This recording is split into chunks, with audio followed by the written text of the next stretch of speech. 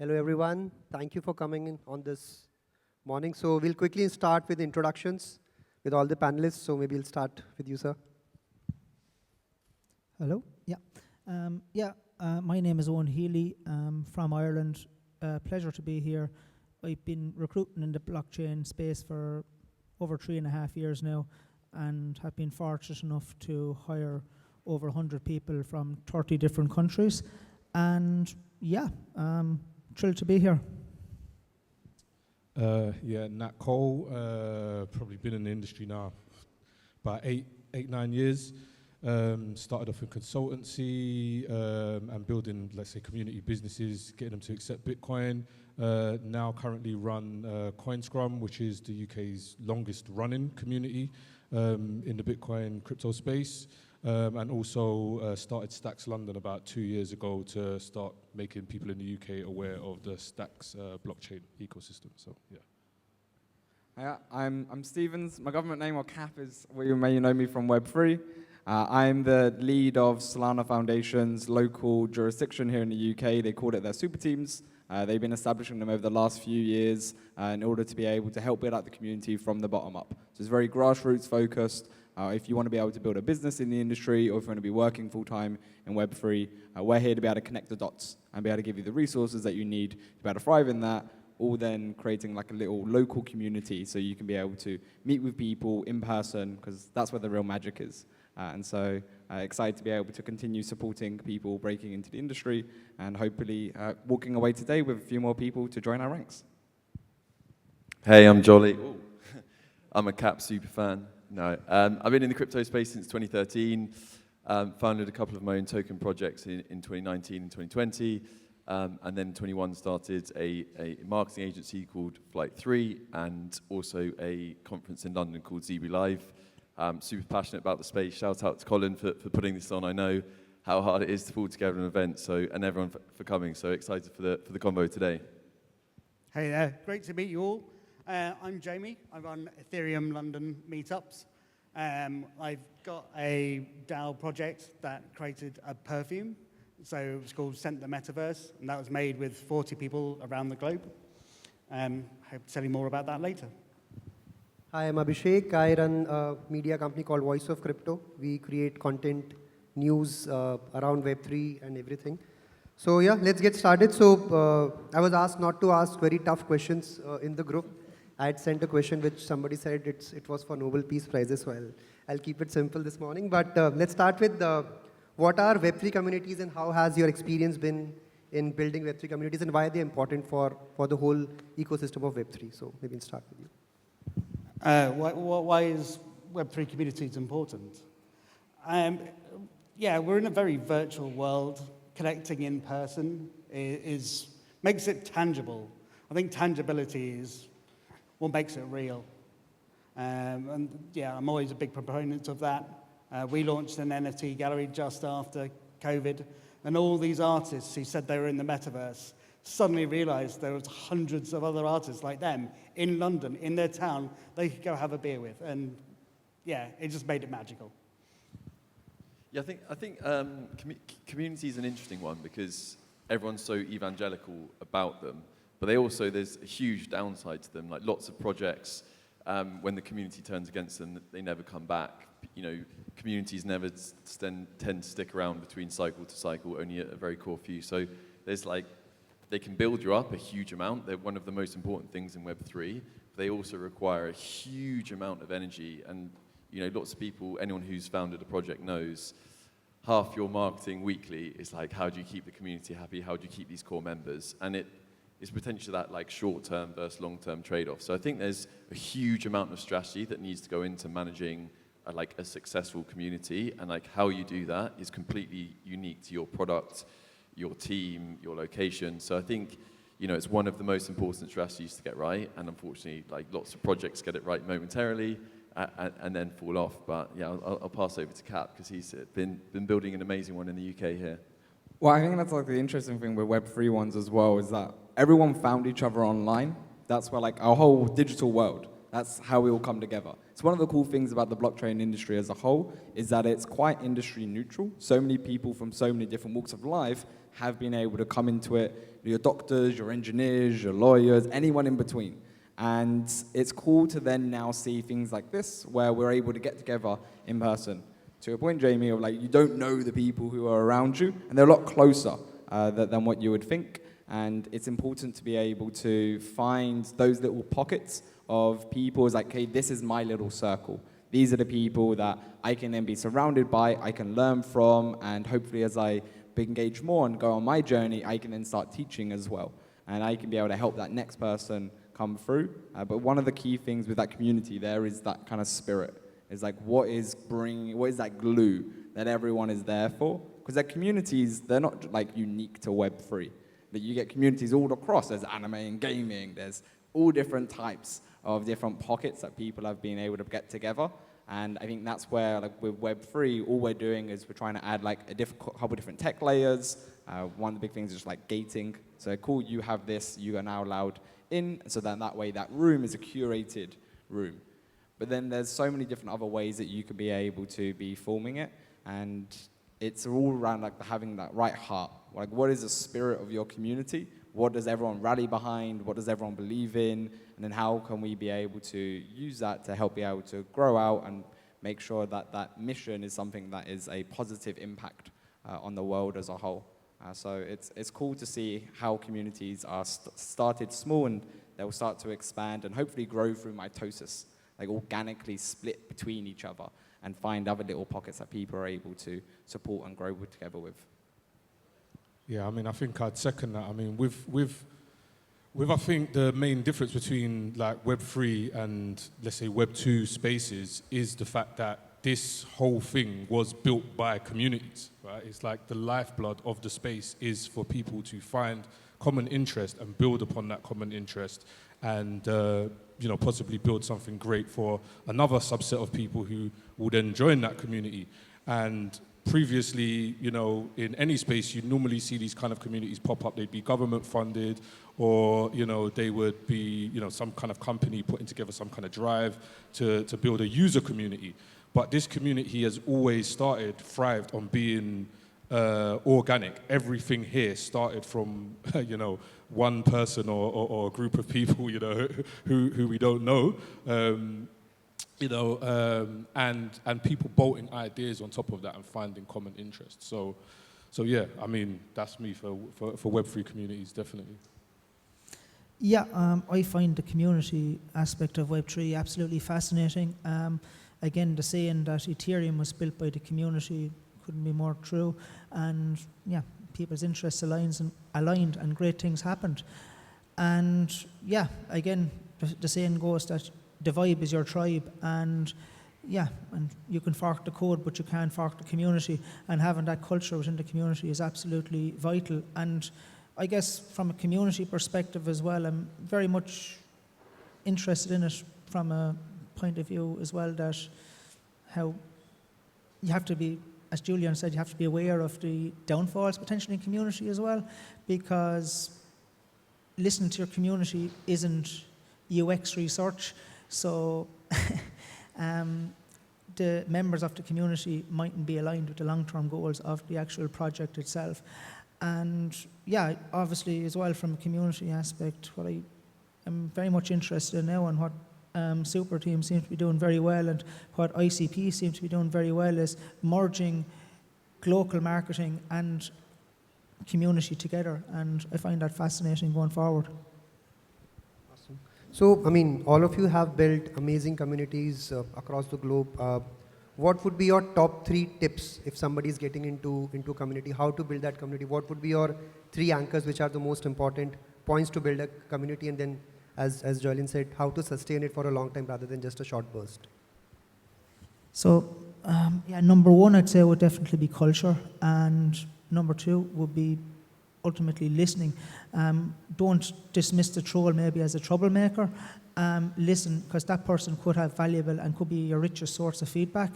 So yeah, they will be my main 2. And I guess, yeah, just incentivize to a degree as well, but make sure that those yeah, I suppose the classic one, I guess, is, yeah, don't just like the airdrop model, but again, there's panelists more qualified to speak to that than myself, so yeah.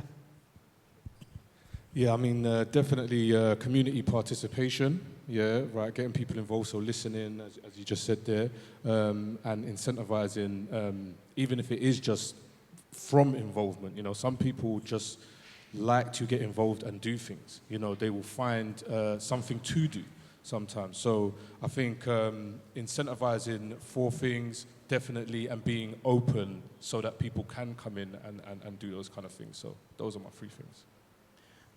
Whenever you're building your community, one of the first things to do is just who is going to be in your community, because then everything, all of the tips, they're all based around that. So that would be my big main one, is understanding who you would want. And like niche down as much as you can. Like I was lucky enough to be able to work with Jolly before at Flight 3. Like as a marketing agency, one of the first things that you're doing is understanding that target audience. So who are we speaking to? And then you want to like niche that down. You want to create little personas of like, this is Jeff. Jeff is 30. He lives in Glasgow. He's been working in software engineering for the past 8 years. He's now looking to be able to explore new avenues and go from there. And now you can actually figure out what value to be able to give to them, what incentives that they want. Because like, there's a big thing that you see right now, like, especially like developers, engineers, is like hackathons. It's like, I'm going to go there for a couple of days and I'm going to build something and I'm going to get some prize money. But I've been speaking to some of our top devs recently, and like the prize money isn't necessarily the big attraction. For the very high quality people who are potentially be able to do something amazing, for them the incentive is to change the world. And so you want to be able to create an environment that they can be able to go in and be able to change the world somehow. What can they be able to build? Who can they meet with? What could they work with? All of these different sort of things, and design it around that. So the hackathon prize would be 0 because the incentive would be to change the world.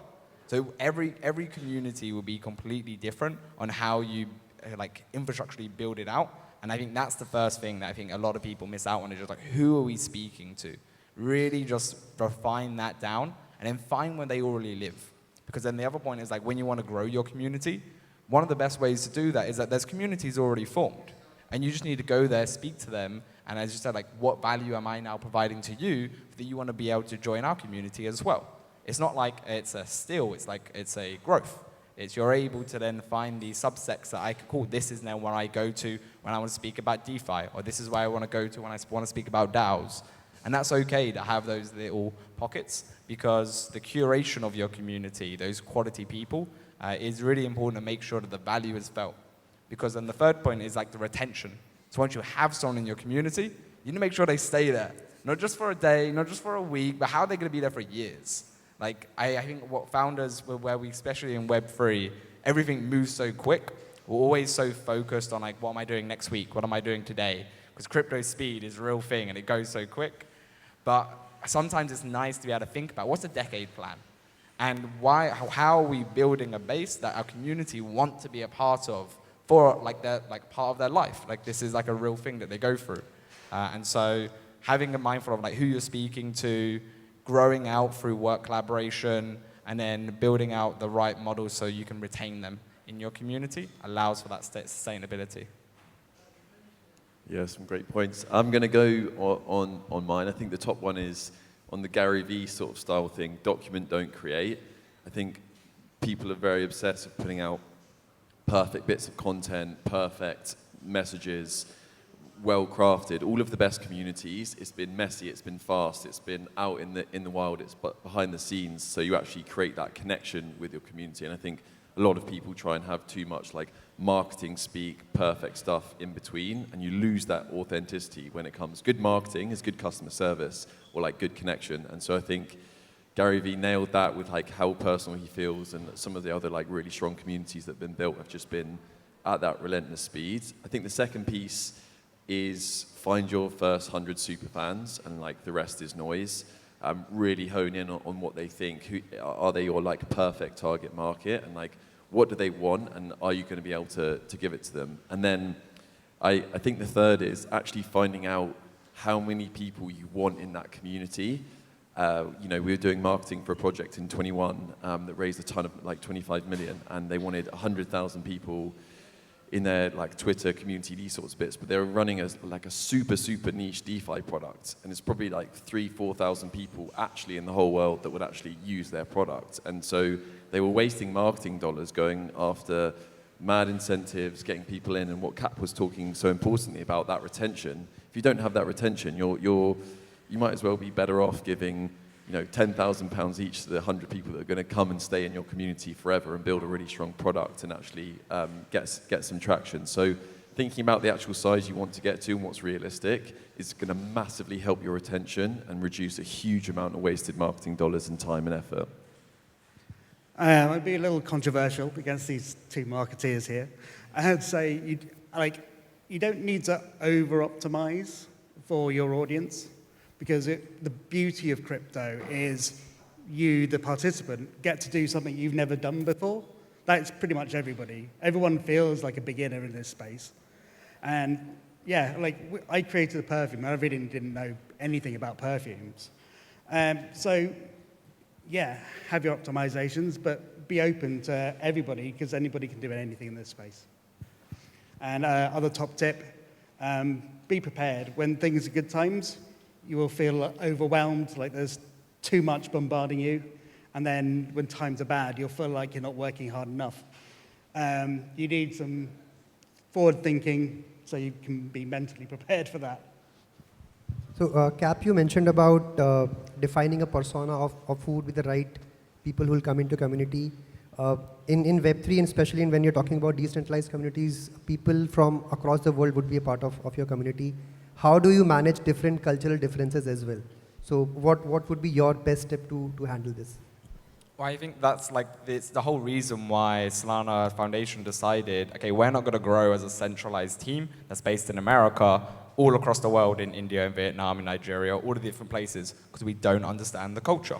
And so the best way to be able to do that is to be able to find local leaders. So you don't know what you don't know. And I think it's important to accept that. And so what you then have to do is find the people who do know. And so by going into the region and then finding that quality person who you can kind of give a platform to, and they can then rise up, they already knew what they need to be able to do. And it kind of then fits on this philosophy of decentralization, of I'm not going to try and do it myself, I'm going to grow, I'm going to mitosis. I'm going to be able to find somebody else there who can be able to tap into that. And then by nature, as you grow, you're adapting to the culture, because you're finding that person who understands it, and they're going to understand different nuances between them. It's even funny things of culture of accents. Even within jurisdictions, there's different accents that you've got to be able to cater for. If you have somebody who is coming, say, an American coming to Glasgow, probably won't understand a lot of Scottish accents. And then it's can't have a conversation then. It just doesn't work. And so it's important to be able to make sure that there's people who have been able to walk through there, and that allows you to be able to adapt to the culture by just finding the key people who already understand it. The good thing is degens don't even speak a language, just all spelling errors, so it's kind of like a new dialect. So the cultural differences are kind of reduced in that way. But yeah, no, it's definitely a tricky one to solve. We've seen a lot of stuff in Telegram of people breaking out into countries. Discords have different channels. I think it's one that's completely unique to your community. What are you trying to do? Obviously, Solana as a blockchain needs lots of localization, lots of different communities building in it, whereas an NFT project maybe all in one, because they want to keep one community. So it's really variable, extremely tough question to answer, to be honest. It's a good point there of Web3 has its own little culture. So you can also, when there's global projects, you can create your own little culture. We had it was a project that was on Near, and it had this little thing on Discord that people would say og. And it was become a thing of they'll put them to the chat and they'll say og. And it became then part of the culture. So you can also then create your own little pieces around this in order to kind of craft out. It's okay, even though I've come from all these different sort of places, different walk of life, when I'm here, this is the community, this is the vibe, this is the culture that's created. So you're able to kind of help bridge the gap there. I think it's kind of ecosystem and then region, and and then you get the project, because the ecosystem already has that culture, globally, for people that are following, and it then, when you are in certain regions, obviously you see how people react to it in that localized region. And then, you know, further from that, you go another step down, and it's what projects, you know, are going on within that particular ecosystem. You know, like, you know, you could have, for instance, with Solana, you got a lot of the meme coin culture, right? Really, really big thing in Solana, right? Yeah. Yeah, popular. But the culture is more about the builders. Yeah, no, I know, but I'm just taking for example, right? Yeah, so what I'm saying is that's going to be different in every single region, right? But the fact that you, let's say, have a meme coin project, yeah, it might change from it being, let's say, a DeFi project. Do you understand what I'm trying to say to you, right? So, and that, again, will be different in every single region. And one thing that, like, I noticed that Superteam have done really, really well is that having different presences in different regions and catering to those different regions for what specific projects are coming out of those countries. So, so yeah, definitely those three things I think are the key kind of things to look at. Yeah. Yeah, just echoing Nat there. Yeah, Superteam seems to be doing a great job, and it's great that they're understanding local differences and the importance of being on the ground and understanding various different cultures. Yeah, I guess with respect to various different foundations, I think the marketing departments are slowly realising the importance of having local impacts and embracing the power of local communities. Various different ecosystems now are investing in their ambassador programs in various different countries. Personally, as somebody that works with a lot of developers, I feel that from a developer community perspective, there's a huge untapped market in developing countries, in Latin countries, in areas like Pakistan, India, to really capture the talent within areas like Brazil, Pakistan, India, create content in their local languages, because maybe some of the developers aren't great with English, and the technology is getting better for normal developers to come into Web3, which is great. Things like AlgoKit, for example. And yeah, I think that the ecosystem that really does capture the Latin region from a community perspective, yeah, there's a huge opportunity there, I feel. Yeah, but anyway, that's a little bit of a segue, sorry. I mean, communities are a core of Web3, and especially in terms of decision making. So what would be your favorite communities? And you can't take your own community's name. As a case study which people should see that how they have grown it organically, it has going quite well. So Favorite community, I guess. and probably a reason, I mean, why do you think it is a good community? What, so that all of us can also learn. Yeah. Matt is laughing. Well, the Bitcoin community, just because it's ideological, and yeah, there's no one trying to sell you anything, and I think that, yeah, just fix the money, fix the world, and yeah, that's my favorite community. And yeah, yeah, but like there is like things like Chainlink community as well. I love that marine vibe as well, obviously, and even I respect the work from a local perspective that super teams are doing with Solana and ICP are doing as well. So yeah.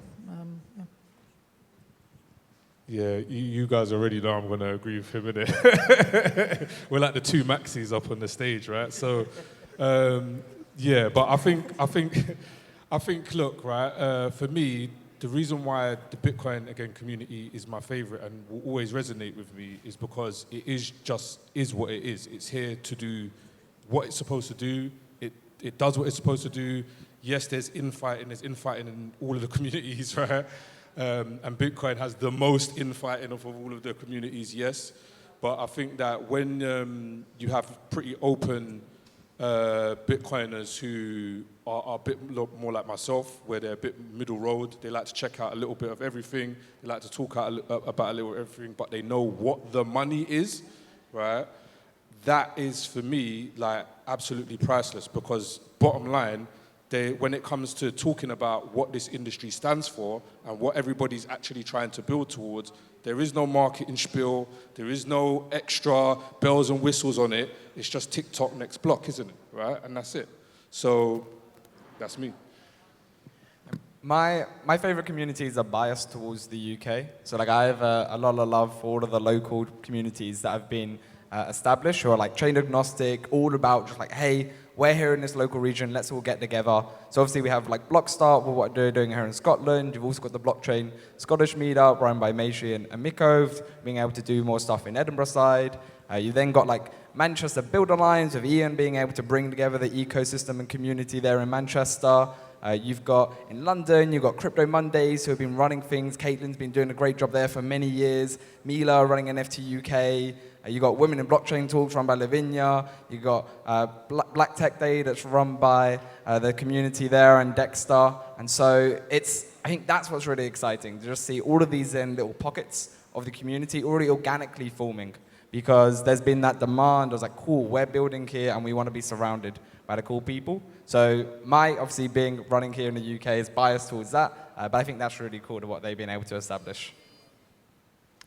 Yeah, I think it's a tricky one. One of my good friends, Katie, runs the Serotonin platform. If anyone knows, they're one of the other leading marketing agencies in the space, and they do an amazing job at curating kind of like networking. They've built an amazing online platform, constant opportunities for like speaking, keeping up to date, weekly newsletters, and like keeping you informed. And that I think is one of the leading like online communities. And then the second, I have to say, Superteam UK do just an extremely incredible job at the variety of like earning opportunities, helping you get in content, like events just non-stop. And I think that, you know, they go head and shoulders above any of the sort of like other localized UK communities. So I would say they're doing an awesome job.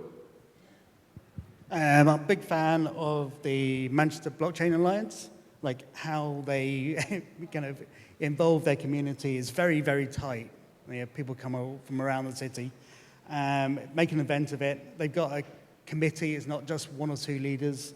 I think there are about 10 people in the committee. Very dedicated, consistent turnout. That's how you tell a good community. It's like, no matter what year you're in, turnout's consistent.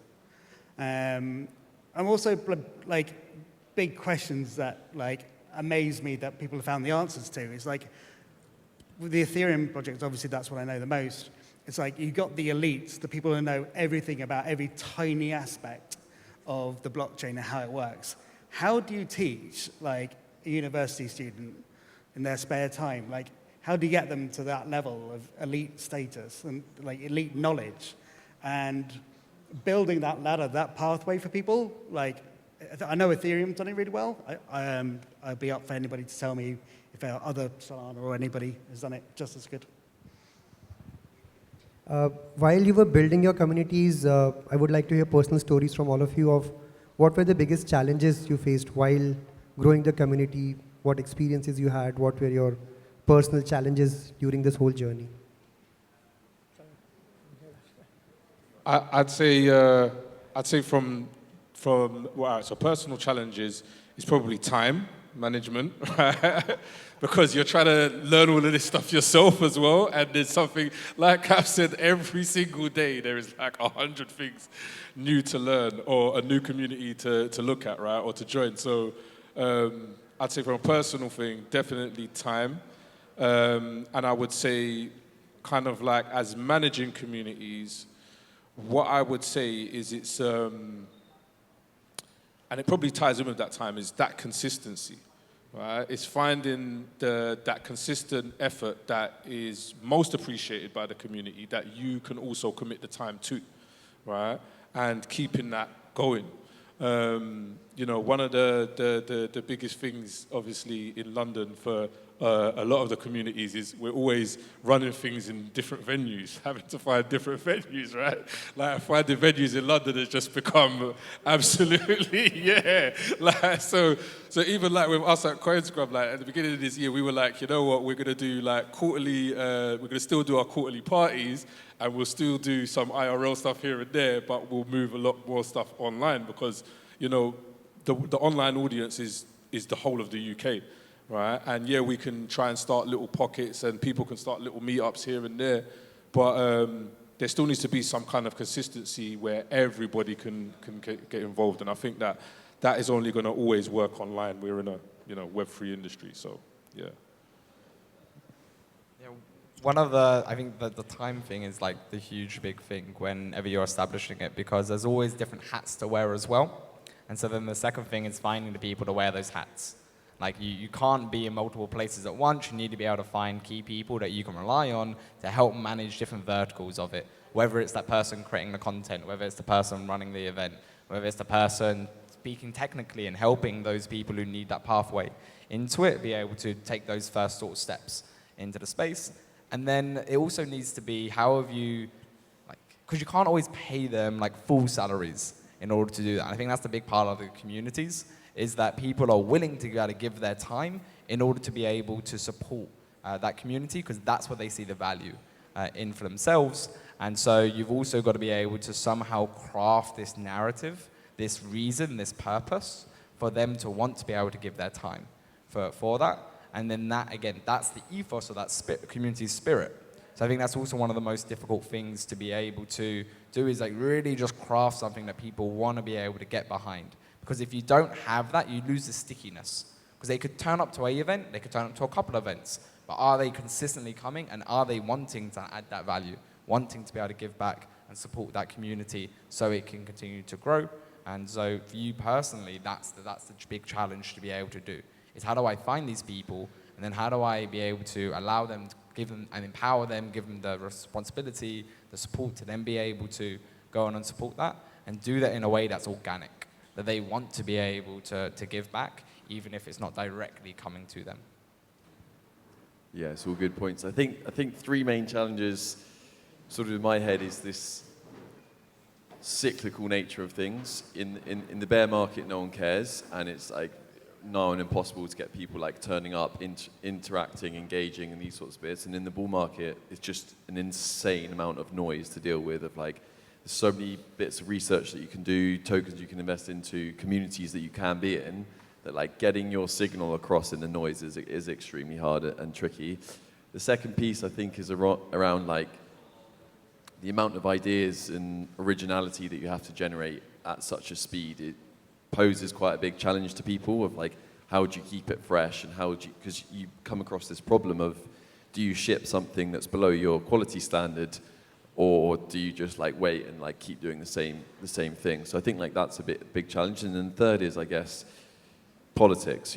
If you creating a really valuable community, a lot of value is being generated, and eventually, crypto people are very volatile, and eventually there will be some infighting, and it will be mutually assured destruction of someone turning against other team members, leaks getting out, and I think that's a really tough part to keep the unification between the community wherever you go and whatever community you have. If you've seen like Bitcoin Cash, all these people have like different visions, Bitcoin Satoshi's vision, all the way across to like ETH, Cardano, Solana. There's always going to be infighting about what path you're taking it on. So I think that's always going to be a hard bit as you scale up. So when I did the perfume project, we had people across the world from Indonesia to America. So working with time zones, that was unique to me. Everyone's working in their spare time, so getting people in the UK to meet up at one time is a nightmare. Doing it across 3 time zones, which worked for us, was quadruple the nightmare. So yeah, if you're going to take on the challenge of having an international project, keep that in mind. Just if I can just say on community as well, just I've noticed like some projects as well, just kind of managing expectations will be a huge challenge as well. Just the classic example that always comes to my mind is EOS, probably significantly over-promised, under-delivered. And knowing like the Polkadot ecosystem, and Polkadot is a project that I love and believe in long term, but even now, like the community is pretty pissed. And yeah, it'll be interesting to see how that one plays out. But I would imagine that a huge problem for community leads is managing expectations, because a lot of these ecosystems, after about 18 months, 2 years, they exit that honeymoon period and they expect results. We can take some questions from the audience if there are any questions. All right. You guys spoke about being Bitcoin maximalists and about communities, right? So what do you think about censorship in communities? Because I think one of the reasons why the Bitcoin Cash and Bitcoin split happened was because there was just too much censorship in the communities. What censorship have you seen? I mean, I haven't seen any censorship. I've seen that, like, and I wouldn't say maximalists, I would say there's a lot of Bitcoin purists that just don't like anything else, and they don't want to talk about anything else apart from layer 1 Bitcoin and without until DeFi is built on Bitcoin, and then they're all in. Like, right. They were just upset. But I haven't seen any censorship. I mean, if you talk about big blocks, you're banned on our Bitcoin. I mean, you can talk about big blocks, and there's going to be people that disagree, and there's going to be people that agree. But as far as censorship, like, where's the censorship? I don't see where. The only person I saw trying to censor people was an IT security guy that tried to get people to take down the original white paper by going around faking that his name was Satoshi Nakamoto and trying to sue people for putting up the Bitcoin white paper. That's censorship, isn't it? Is that what you mean? No, there's actually a lot of censorship in the Reddit community, our Bitcoin, which is the main place where all talks about scaling take place, right? Yeah, but again, I mean, what I'm saying, that's a debate more than it is censorship. Yeah. That's just people, like, some people are not going to like some things, right? You've got Ethereum Classic, right? There's no censorship going on. It's just an argument happening in the public, right? So again, just from my perspective, the only censorship that I've seen, right, and I've seen people, I've heard talk about, people not letting ordinals data go onto their nodes, right? Yeah. If those people want to scream censorship, that's fine, right? They can scream censorship and not have ordinals on their nodes. Fine. But is the Bitcoin blockchain censored? Does it stop anybody from accessing ordinals data? Can anybody make that happen? I was only asking about community censorship. Yeah. I don't think there's any type of censorship whatsoever. I think what it is that, again, people voice their opinions, and some people, and it does have a bad impact or negative impact on new people, because new people tend to take sides, right? But, I mean, people that are doing their research and understand things will understand that their opinion is just as important as somebody else's opinion. So they don't have to listen to what that guy's saying. They just spin up a node and do their own thing, And with that as well, though, I've noticed in the last 18 months as well that there's a lot more diversity of thought within the Bitcoin ecosystem as well, which is magnificent as well, because you can be on various different Twitter spaces where, somebody can have a contrarian view and get a bit of a rollicking afterwards. Without getting shouted at the room, innit? Yeah. All right. Any other questions? We can take, I think, one more question if there are any questions. If not, any last word which you like? I was just going to ask, like Cap, you were talking about building community in Superteam and keeping people incentivized without actually necessarily paying. I'm not saying Superteam, but is there something that you've seen recently where teams incentivize their devs, etc., that you thought was really unique? And that also goes to like Superteam communities and what are the things that have worked that you thought were like, oh, that's cool? And there's different types of people. So like, for example, devs. You likely wouldn't be able to get a dev to do something for free unless they're a founding engineer. So that's like equity. That's like giving them a piece of the pie to be able to be part of it. But with somebody helping out with the event, tidying up chairs, being able to do this, like Crypto Mondays does it really cool where they give them the t-shirt. You give them that social capital. And then that allows them to like, okay, cool, so I'm a part of this bigger picture, and I get kind of that little bit of like social boost. So I think that's one thing that really helps with a lot of communities. We're lucky that because we have the backing, we are able to give the kickbacks to people who are able to support, but it's through these little ways of giving recognition and being able to shine lights on key people and showcase you've been able to add this value. We all appreciate this. Here is a shout out to you for being able to do that. And I think that's where you can be able to add value to them without necessarily filling out their pocket. Thank you. Insert. Thank you so much to our wonderful panelists. Of course, also Abhishek Singh. Thank you so much as well. Yes, sorry to interrupt here. This was surely possible to go on for another hour or two. I would like to thank our panelists for this wonderful first discussion. Indeed, Abhishek, Nat, Jamie, Stephen, Jolyon, and Owen. Thank you so much. Yes, please, yeah, we can clap. Why not? Why not? Thank you as well. Thank you.